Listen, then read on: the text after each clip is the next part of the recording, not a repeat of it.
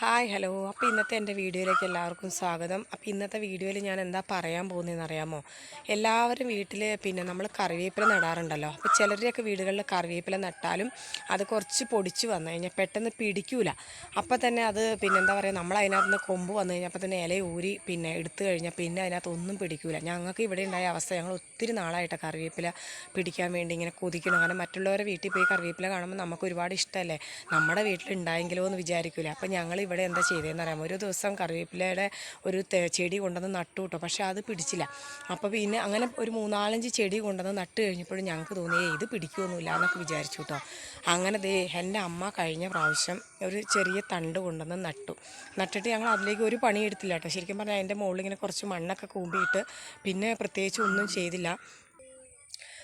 എന്നിട്ട് അതിനകത്ത് എന്താ പറയുക, ഞാൻ പറഞ്ഞ ഞങ്ങളിങ്ങനെ ഗൂഗിളിലൊക്കെ സെർച്ച് ചെയ്ത് നോക്കി കറിവേപ്പില വളരാൻ വേണ്ടിയുള്ള പൊടിക്കൈകൾ എന്തൊക്കെയാണ്. അപ്പോൾ യൂട്യൂബിലൊക്കെ പലരും പല രീതിയിലും പറയുന്നുണ്ടല്ലോ, ഇങ്ങനെ അത് ചെയ്താൽ മതി ഇത് ചെയ്താൽ മതി എന്നൊക്കെ. ചിലപ്പോൾ അവരെ വീടുകളിലൊക്കെ ചെയ്തപ്പോൾ ശരിക്കും കിട്ടിക്കാണും കേട്ടോ. പക്ഷേ ഞങ്ങളുടെയൊക്കെ സാധാരണ മണ്ണ്, അതിനകത്തൊരു ഫലപുഷ്ടിയില്ലാത്ത മണ്ണായതുകൊണ്ട് എന്ത് നട്ടാലും പിടിക്കില്ല കേട്ടോ. ഈ കപ്പ ചേന അങ്ങനെയുള്ളതൊക്കെ പിടിക്കുക, അല്ലാത്തതൊന്നും പിടിക്കില്ല. അപ്പോൾ അമ്മ നട്ടിട്ട് എന്താ പറയുക, ഒരു 3-4 മാസം ആയുള്ളൂ. അതിൻ്റെ അമ്മ ചെയ്ത പണി എന്നാന്ന് വെച്ചിട്ടുണ്ടെങ്കിൽ, ഈ ഗൂഗിളിൽ നോക്കിയാൽ, ഞാനിങ്ങനെ ഗൂഗിളിൽ നോക്കിയാൽ ഈ ചോറിൻ്റെ വെള്ളം ഇങ്ങനെ കറിവേപ്പിലേക്ക് ഒഴിച്ചു കൊടുത്താൽ മതി എന്ന് പറഞ്ഞായിരുന്നു.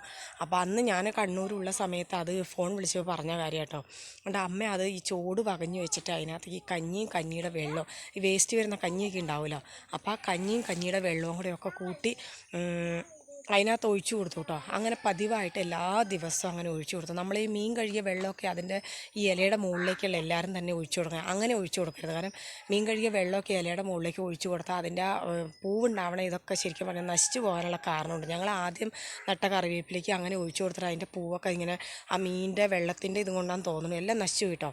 അപ്പോൾ അതുകൊണ്ട് ഞങ്ങൾ പിന്നെ ചെയ്തതെന്ന് വെച്ചാൽ കഞ്ഞിവെള്ളവും കഞ്ഞിയുടെ വേസ്റ്റ് വരുന്ന സാധനങ്ങളൊക്കെ ഈ പഴകിയ ചോറൊക്കെ ഉണ്ടാവില്ല, അപ്പോൾ അതൊക്കെ കൂട്ടിക്കലത്തി ഈ ചോട്ടിലേക്ക് ഇട്ട് കൊടുത്തു. പിന്നെ മീൻ കഴുകിയ വെള്ളം ചോട്ടിലായിട്ടാണ് ഞങ്ങൾ ഒഴിച്ചു കൊടുത്തത്.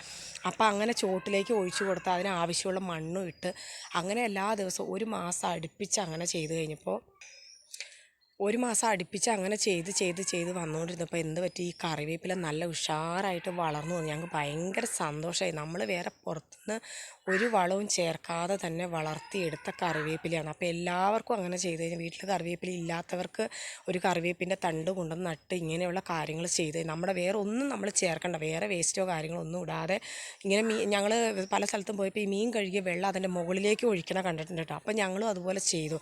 പക്ഷേ അവരൊക്കെ വീട്ടിൽ കാട് പോലെ വളർന്ന് കിടക്കുന്ന കറിവേപ്പിലായിട്ടാണ് കണ്ടത്. പക്ഷേ ഞങ്ങൾ അങ്ങനെ ചെയ്തപ്പോൾ ഞങ്ങളുടെ കറിവേപ്പില ഫുള്ളായിട്ട് ഉണങ്ങിപ്പോയിന്നേ. അപ്പോൾ അങ്ങനെ ചെയ്യാതെ ഞങ്ങൾ നേരിട്ട് ഈ ചോറും വേസ്റ്റ് വെള്ളവും ഒക്കെ കൂടി അതിൻ്റെ ചോട്ടിലേക്ക് ഒരു കോലിങ്ങനെ കുത്തി കൊടുത്തായിരുന്നു കേട്ടോ. അപ്പോൾ അതിനകത്ത് എങ്ങനെ തടഞ്ഞു നിൽക്കാൻ വേണ്ടിയുള്ള എല്ലാ സംവിധാനവും ചെയ്തു കൊടുത്താൽ അതിങ്ങനെ എന്താ പറയുക, അങ്ങനെ 1 മാസമായിട്ട് ഇപ്പോൾ ഞങ്ങളുടെ കറിവേപ്പില നല്ല പോലെ വളർന്നിട്ടുണ്ട് കേട്ടോ. ഞാനത് കാണിച്ചു തരാം നിങ്ങളെ. അപ്പോൾ ഇതാണ് കേട്ടോ ഞങ്ങളുടെ കറിവേപ്പില. അതേ കണ്ടോ, നല്ല ഇതളാന്ന് പൊടിച്ചു വന്നേക്കണേ കണ്ടോ. ഇത് ഞങ്ങളുടെ വീട്ടിൽ ഒത്തിരി വർഷങ്ങളായിട്ട് ഇല്ലാത്തൊരു സാധനമാണ് നിന്ന് ഞങ്ങളുടെ വീട്ടിലേക്ക് എന്താ പറയുക, നമുക്ക് ആവശ്യാനുസരണം പറിക്കാൻ വേണ്ടി ഉണ്ടായത്. ഇതാ കണ്ടോ, ഇതൊക്കെ ഞങ്ങൾ ചോട്ടിൻ്റെ സൈഡിൽ നിർത്തിയതാണ്. ഇപ്പോൾ അതേ നല്ല പോലെ ഇല വന്നിട്ടുണ്ട് കണ്ടില്ലേ. ഇങ്ങനെ എല്ലാം നട്ട് അതിൻ്റെ മുകളിലേക്ക് കഞ്ഞിയുടെ തീ കണ്ടോ. ഇത്രയും കറിവേപ്പില ഇവിടെ ഉണ്ടായത് അത്ഭുതമാണ് ശരിക്കും പറഞ്ഞാൽ. കാരണം അത്രയ്ക്ക് നല്ല പൊടിപ്പ്. അതുപോലെ നിങ്ങൾ പറിക്കുകയൊക്കെ ചെയ്യുമ്പോൾ ശരിക്കും പറഞ്ഞാൽ അതിൻ്റെ ആ ഒരു പൊടിപ്പ് അങ്ങനെ തന്നെ വലിച്ചൊടിച്ചിട്ട് വേണം എടുക്കാനായിട്ട്. ഇതൊക്കെ ഉണ്ടായി വരുന്നതാണ്. നല്ല ഇലയാണ്, നല്ല ഇലക്കൊഴുപ്പോട് കൂടിയാട്ടോ കറിവേപ്പില വന്നേ. ഞങ്ങളിതിനകത്ത് ഒന്നും ചേർത്തിട്ടില്ല പ്രത്യേകിച്ച്. കാരണം ഇതിനകത്ത് ചേർത്തതെന്നു വെച്ചിട്ടുണ്ടെങ്കിൽ കഞ്ഞിവെള്ളവും അതുപോലെ വേസ്റ്റ് വരുന്ന മീനിൻ്റെ വെള്ളം കഴുകി ചോട്ടിൽ ഒഴിച്ചു കൊടുക്കുക. അവരതേ കണ്ടോ, ചോട് കണ്ടോ, ഞങ്ങൾ ഒരു കോല് കുത്തി കൊടുത്തിട്ടുണ്ട്. പിന്നെ അതിൻ്റെ മുകളിലേക്ക് പുല്ലും അതൊക്കെ പടർന്ന് പിടിക്കുക. വേറെ ഒന്നും ഒഴിക്കാതെ കഞ്ഞി വെള്ളത്തിൻ്റെ അംശമാണ് ആ കാണുന്നത്.